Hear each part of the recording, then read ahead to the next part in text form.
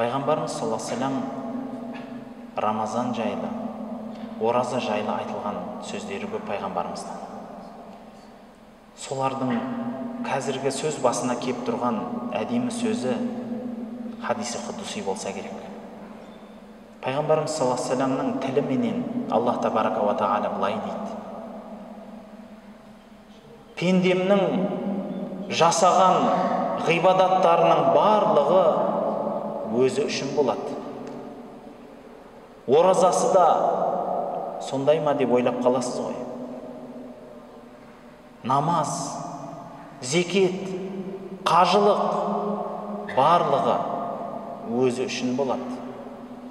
Бірақ ораза емес депті. Мен үшін ішіп жемнен тыйылды. Мен үшін аш жүріп шөліркеді. Мен ол кісімен қияметте өзім есептесем депті.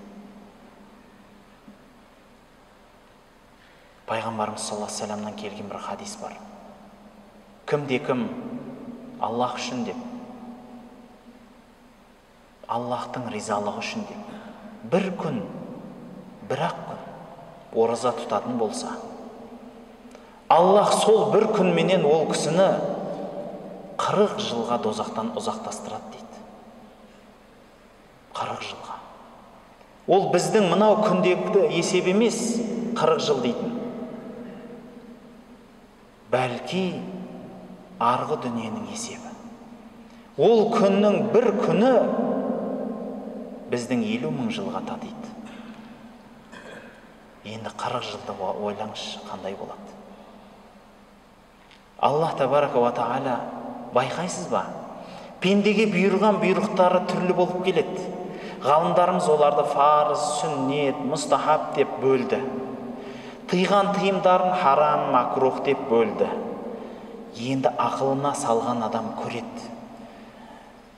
Парыздар азырақ болады, сүннеттер одан көбірақ.